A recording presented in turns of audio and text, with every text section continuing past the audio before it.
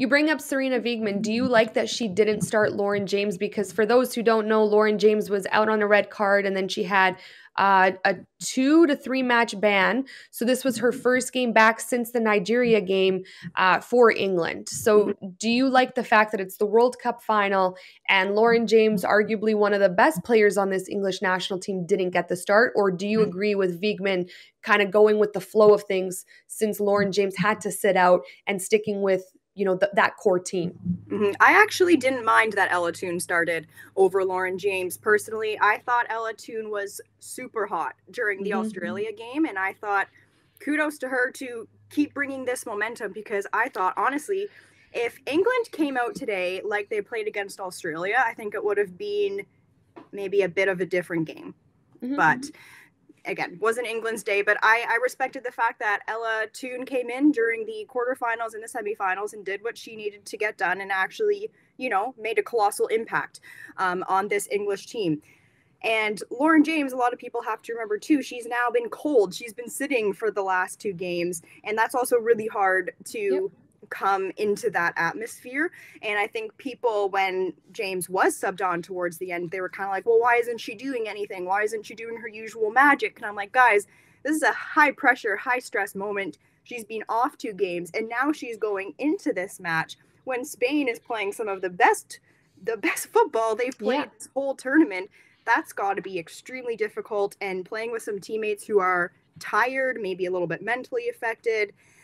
So yeah, I personally agreed with, Wiegman's decision to start Ella Toone, but I think some substitutions were left a little bit late too. For example, like Beth Mead coming in the Beth Mead, sorry, she's not even at this tournament. Beth England coming in at the 87th minute. I was like, that's not a lot of time to do anything. So I don't know. But then some of the subs she made at half didn't make as much of an impression as I thought they would either. I just think Spain was that good today. That they were shutting down players. So it is what it is, and they tried their best, right? Yep. No, and I completely agree with you. I have the exact same stance on the Lauren James conversation. Ella Toone, the goal she scored against Australia, which was the opening goal of the game, the way she did it, the momentum that England gained from that goal, how it was just an absolute rocket. That's a contagious type of energy. And we spoke on our last episode how she also did that in the Euro Cup final against Germany. This is a player who can show up to big games, and she's proved that, and she has that in her wheelhouse and her skill set. So I always say, don't fix what's not broken. If it's working for England, why would Ella Toone now all of a sudden take a seat on the bench because Lauren James is available? And I agree, like, Lauren's also young. She sat for a couple of games. She's cold. You don't know what kind of pressure she's dealing with internally and mentally from that entire situation where, the whole world came down on her. And we both agreed that although her actions have consequences and she should be serving these consequences, she doesn't deserve to be canceled by any means, because everyone makes a mistake. And I do think that the heat of the moment just got to her. We've seen it in football before. So I agree. I think Ella Toone was the right decision. I don't think it comes down to, Wiegman starting Ella Toone over Lauren James. I think it comes down to Spain outplayed England today. And I said this, when Spain's on their A game, I'm not sure what team can beat them, because they have taken down many, many good teams at this tournament, teams that could have won it all.